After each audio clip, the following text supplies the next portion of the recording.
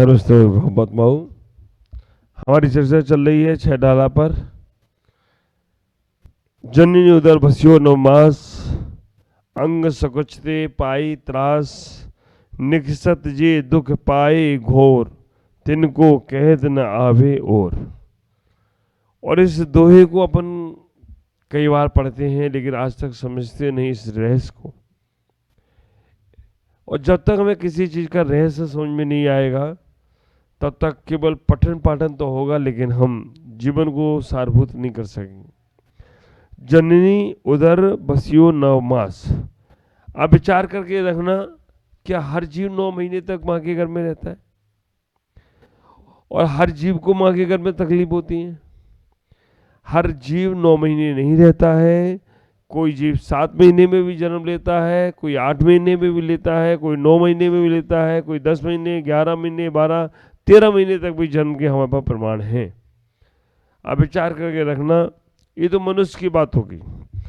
मनुष्यों के अलावा अगर हम और ज्यादा रहस्य को खोलें, देखने का प्रयास करें, गाय 9 माह या 10 माह में जन्म लेती है। गाय का भी जन्म 9 माह या 10 माह में जन्म होता है, गाय का भी। अब विचार करना, जीवन में इतना ही देखना, कुत्ते का जन्म 2 महीने में हो जाता है। कुत्ता माँ के घर में 2 माह में रहता है। हाथी 22 महीने तक अपने माँ के घर में रहता है। तो सबकी गर्भ की व्यवस्थाएं अलग अलग हैं। हाथी 22 महीने में जन्म देता है, बकरी 5 महीने में जन्म देती है।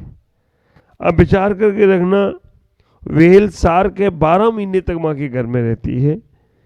अल्पाइन सेलामंडर नाम का एक पक्षी जीव है, पानी में रहता है, 2 से 5 साल तक घर में रहता है। अब ख्याल करेंगे, जिराफ 14 से 15 महीने तक अपने माँ के घर में रहता है।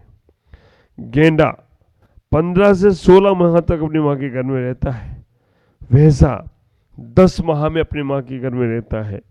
ऊंट 13 से 15 माह तक अपनी माँ के घर में रहता है। ये वो जीव हैं जो माँ के गर्भ से जन्म लेते हैं। विचार करना, हमारे आचार्य उमा स्वामी तत्वासुदगंध में कहते हैं, जन्म 3 प्रकार का है।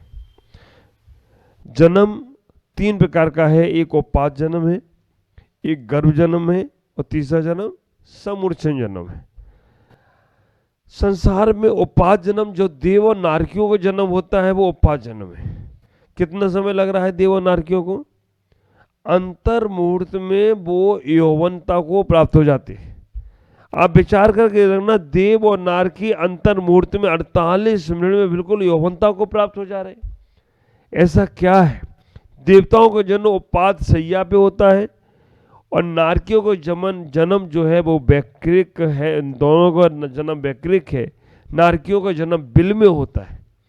तो देवता और नारकियों को जन्म लेते ही 48 मिनट के अंदर ये यौवनता को प्राप्त होते हैं और हमेशा युवा ही रहते हैं, क्योंकि शरीर में सप्त धातु नहीं है।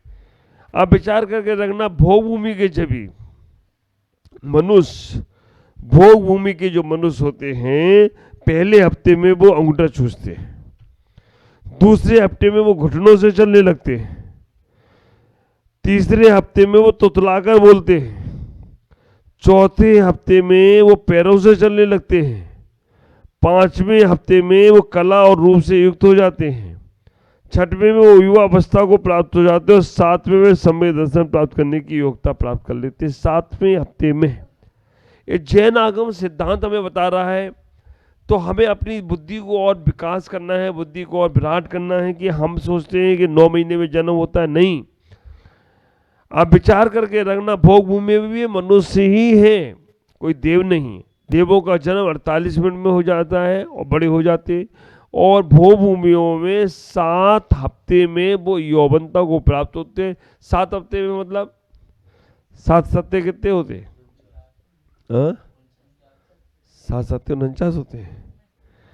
अब विचार करेंगे, 7 सत्ते 49, 7 अट्ठे 56, 7 नम्मा 63 और 7 दाम 70। 49 दिनों में वो सम्यक दर्शन की प्राप्त करने की योग्यता पा ले रहे। और हम जैसे ही मनुष्य आप विचार करके रखना, हम जैसे ही वो मनुष्य हैं भोग भूमि के, जो 7 हफ्ते में, और जो हमारे तीर्थंकर आदिनाथ जन्म हुए उनका भी जन्म भोग भूमि में ही हुआ है, भोग भूमि में ही हुआ है। पहला काल भोग भूमि उत्तम भोग भूमि होती है, दूसरा काल मध्यम भोग भूमि, और तीसरा काल जगन भोग भूमि में हुआ। तो आप विचार करो कि जो हमारे जन्म लेने वाले जो होते हैं, कि माँ के घर में जो जीव जन्म लेते हैं। अब और एक चीज बताना चाहता हूं आपको, हमारे यहाँ ऐसे भी जीव है जो एक श्वास में 8-10 बार, कितना 18 बार एक श्वास में जन्म मरण लेते हुए। पहले की हम ढालों में बता के आए हैं, तो वो कौन से गर्भ में आए होंगे? पहले तीनों प्रकार के गर्भ समझ लें, उपाद जन्म, गर्भ जन्म और समूर्छ जन्म। उपाद जन्म में देव और नारकी आ गए, उपाद जन्म में देव और नारकी आ गए। गर्भज जन्म में, गर्भज जन्म भी कितने प्रकार के हो गए? आप विचार करके रखना, गर्भज जन्म में गर्भ, अंडज और पोतज। गर्भ जन्म के 3 भेद हुए, अंडज, पोतज और अंडज, पोतज, जरायु, अंडज और पोतज, 3 प्रकार के भेद हुए। तो जरायु का मतलब क्या है? जो जाल के सहित होता है वो जीव जरायु होता है। अंडज जो अंडे के रूप में होता है, और पोतज जो जन्म लेते ही चलने लगता है। तो ये भी गर्भ के भेद हैं, और आप विचार करके रखना, ये भी गर्भ के भेद का मतलब है जरायु जरायु जो जन्म होता है, जितने भी मनुष्य जिनके वो थैली लटकी हुई है, थैली रहती है, उसके अंदर जो मनुष्य रहता है उसे जरायु, वो जाला लगा रहे। कुछ तिरंच भी हैं जिनके ऊपर जाला रहता है, हमारे देवताओं पर और नारकियों पर नहीं रहता है, तिरंचों में, मनुष्यों में। अब जो जरायु के बाद में अंडज, आप देखते हैं अंडे के अंदर जो जीव आते हैं, ये सब पंचेंद्रीय जीव के भेद हैं। चींटी के अंडे नहीं होते हैं, लेकिन कई बुद्धिमान लोग ऐसे बोल देते हैं चींटी जब बरसात आती है तो अंडे लेके जाती है। अंडे होते ही नहीं है, वो समूर्छन जन्म है उनका। तो हमें इतना ही विचार करके रखना है कि जो गर्भज हैं, वो गर्भज में 3 भेद हो गए, जरायु, अंडज और पोतज। अंडे वाले जो जीव होते हैं, अंडे वाले जीव बहुत हैं, पक्षी सारे अंडे वाले हैं। अब विचार करके रखना, पक्षी के अंडे होते हैं, कछुए के अंडे होते हैं, बहुत से बड़े बड़े जीवों के अंडे होते हैं, मुर्गे आदि के अंडे होते हैं। तो वो अंडों पर बैठकर जीवों को वृद्धि करते हैं। पोतज जीव जो होते हैं, वो जैसे जिराफ जन्म लेता है, उसका जिराफ की माँ उसे पैर मार मार कर खड़ा करके भगाती है। हाथी है ना, हाथी जन्म लेता है, जन्म लेके दौड़ता है। गाय जन्म लेती है, जन्म लेके दौड़ने लगती है। अगर गाय को जन्म लेके ही खड़ा करते हैं, गाय है, जिराफ है, हाथी है, ये सभी जीव जो हैं पोतज हैं, जन्म लेके ही चलने लगते हैं। अब विचार करना, अब समूर्छन जन्म देखा जाए तो समूर्छन जन्म के लिए कहते हैं कि जितने भी एक इंद्रिय से लेकर पंचेंद्रिय असंगी तक जो जीव हैं वो सब समूर्छन ही हैं, जिनको माँ बाप का संबंध नहीं प्राप्त होता है अपने आप। अब जैसे यहाँ लाइट जल रही है, लाइट पे अपने आप शीत उष्णकालीन शीत और उष्ण मिलेगा तो यहाँ जीव उत्पन्न हो जाएगा। कहीं काई पड़ी हुई है, वो जीव उत्पन्न हो गया। चींटी, चीटा, मक्खी, मच्छर, ये सब समूर्छन जन्म है, और इनका कोई भरोसा नहीं। चींटी की तो उम्र बोलते हैं 3 दिन की होती है, लेकिन ये थोड़े से जन्म लेते मर जाते हैं। ये कोई घर में जन्म नहीं लेते, ये वातावरण से पैदा हो रहे हैं। अब इसी चीज को हमारे आचार्यों ने और कहा कि योनि कितने प्रकार की होती है, जहाँ पर जो जीव जन्म लेते हैं। तो इसके लिए आचार्य हमारे तत्वार्थ ग्रंथ में ही कहते हैं, तत्वार्थ ग्रंथ इस सदी का हमारे ख्याल से सबको पढ़ना चाहिए, और उसमें से अछूता कुछ भी नहीं है। उन्होंने योनि बताई, योनि का कौन से अध्याय में योनि का आया है? तो तत्वार्थ में सचेत, अचेत, मिश्र 9 प्रकार की योनि बताई हैं। तो 9 प्रकार की योनि में सचेत, अचेत, शीत, सचेत, अचित, शीत, उष्ण, समृत, विव्रत और सचेत, अचित, शीत, उष्ण और समृत, विव्रत, ये 9 प्रकार की योनियों का वर्णन जब आता है, आप विचार करके देखना, ये 9 प्रकार की योनियों में जो जीव जा रहे हैं, सचित, जहां पर जीव जागरण सचित स्थान होता है वहां जीव जन्म लेते हैं, घर में जाते हैं उसे सचित बोलते हैं। अचित, जैसे देव और नारकियों की जो सैया है या बिल है वो अचित है। शीत, जहाँ ठंडा वातावरण है वहाँ जीव उत्पन्न हो रहे वो शीत है। उष्ण, जहाँ गर्म वातावरण है वहाँ जन्म ले वो उष्ण है। शीत उष्ण है ना। सचेत अचित, तो जहाँ पर कुछ सचेत बना है कुछ अचित बना है, वहाँ जन्म ले रहे हैं वो सचेत अचित है। समृत और विव्रत, ढकी हुई योनि है वो समृत है। जैसे किसान बीज बोता है तो मिट्टी के नीचे बोता है तो समृत है। विव्रत, खुले हुए जहाँ पे जन्म लेते हैं वो खुले विव्रत है। तो ऐसे 9 प्रकार की योनियों में जो जीव जन्म ले रहे हैं, आप विचार करके रखना, ये जो हमारी ये दोहा ये पंडित दौलत राम जी ने कहा, जननी उदर भस्यो 9 मास, तो 9 मास तो हर जीव मनुष्य ही पलता है, मनुष्य ही रहता है और मैक्सिमम मनुष्य रहते हैं। लेकिन और अन्य प्रकार के जीव है, कोई 22 महीने रह रहा है, कोई 5 साल तक भी रह रहा है, कोई 2 महीने भी रह रहा है। बहुभूमि के जीव माँ के घर में 9 महीने ही रहते हैं, लेकिन बड़े होने में उनको समय लगता है। माँ के घर में वो जब आता है तो आप विचार करेंगे, हमारे शरीर की संरचना के लिए आचार्यों ने कहा है कि हमारे शरीर में इतनी हड्डियां हैं, हमारे शरीर में इतनी नसें हैं, हमारे शरीर में इतने स्नायु हैं, सप्त धातु हमारे शरीर में हैं। हड्डी, मांस, मज्जा, वीर, रक्त आदि ये सप्त धातु, हमारे चर्म आदि सप्त धातुओं से ही हमारा शरीर बना है। माँ के गर्भ में जब ये जीव जाता है, आप विचार करके रखना, जब ये जीव माँ के गर्भ में जाता है तो अंतर मुहूर्त में इसकी पर्याप्तियां पूर्ण हो जाती हैं।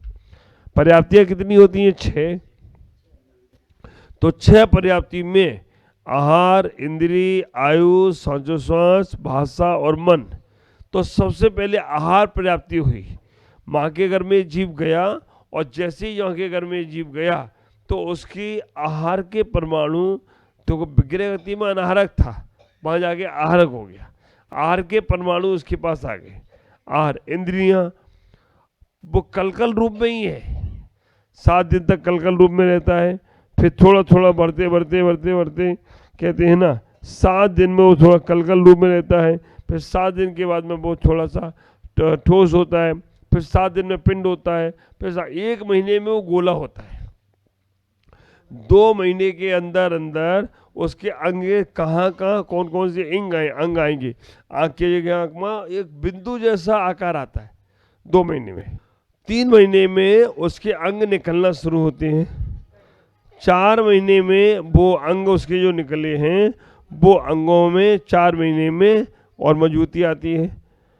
5 महीने में वो जीव तैयार हो जाता है जिसके अंग छोटे छोटे होते हैं। कई बच्चों के जन्म 5 महीने में भी देखे गए हैं, बचाना मुश्किल होता है। 6वें महीने में वो बच्चा थोड़ा सा मजबूत होता है। 7वें में भी जन्म बच्चों के हुए हैं और 8वां और 9वां में भी होते हैं। तो हमें इतना ही विचार करना है कि वो जो जीव माँ के घर में आया है वो अपने जीवन को सार्थक कर रहा है। अब मैं उन माँ के लिए भी कहना चाहूँगा जो जीव माँ के घर में बुलाकर वो अपने जीव को गर्भपात करा देती हैं। वो इस सृष्टि की सबसे बड़ी हत्यारिन माँ है कि जो जीव माँ के घर में बुलाकर माँ का गर्भ अपने बच्चे का गर्भपात करा देती है।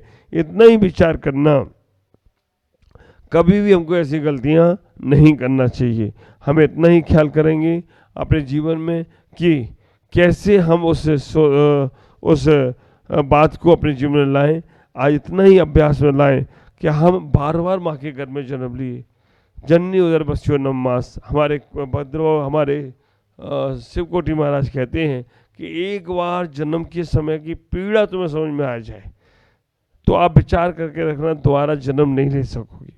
जननी उदर 9 बस्यो 9 मास। अंग कैसे छोटे से स्थान में अंगों को बिल्कुल घरी करके, ऐसे अभी आजकल सर्दी समय चल रहा है, सर्दी में अगर तुम्हें छत पर सुला दिया जाए, कंबल भी ना दिया जाए, तो जैसा तुम्हारा शरीर बनेगा ना, ऐसा ही शरीर माँ के घर में रहा है।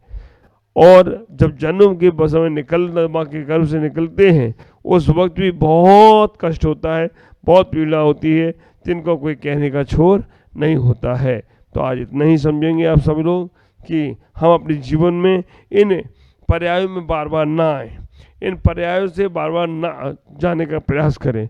तो एक बार अगर हमने संयम को धारण किया तो हमें बार बार मनुष्य की पर्याय क्या, कोई भी पर्याय प्राप्त नहीं होगी। संयम का बीजारोपण करने से हमारे कई जन्मों के पाप समाप्त हो जाते हैं। लेकिन जब तक हम निर्वाण को प्राप्त नहीं हो रहे हैं, तब तक हम अपने अंदर में ऐसे बीजारोपण करें। देखिएगा, घर में जन्म लेना ही पड़ेगा। जब तक हमारे मोक्ष की प्राप्ति नहीं हो रही है, तब तक संयम के बीजारोपण से हमें बार बार सम्यक की प्राप्ति होगी। दूसरे नंबर पे हम मनुष्य पर्याय को पाएंगे, और तीसरे नंबर पर हम अपना संयम लेकर फिर निर्वाण को जा सकते हैं। अगर हमने ये पर्याय अपनी जो मिली है मनुष्य पर्याय, बड़े पुण्य से, बहुत दुर्लभता से मिली है, और अगर हमने इसको भोगों में लगा दिया, अगर हमने कामना वासनाओं में लगा दिया, अगर हमने संसार में लगा दिया, तो विचार करके रखना अगले बार कहाँ कीड़े मकोड़ों की पर्याय में जाना पड़ेगा।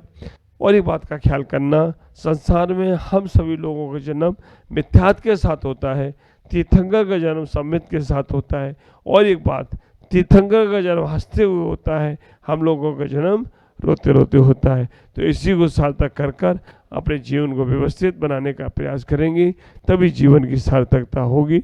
आज इतना ही कहकर अपने जीवन को धन्य करेंगे कि आप अपने जीवन को व्यवस्थित करें, क्योंकि हमने बहुत बार माँ बाप के गर्भ से जन्म लिया है, लेकिन एक बार भी हमने अपने गुरु के गर्भ से जन्म नहीं लिया, मतलब गुरु के द्वारा संयम को स्वीकार नहीं किया, तो तुम्हारा जन्म व्यर्थ है। ओम नमः जय गुरुदेव।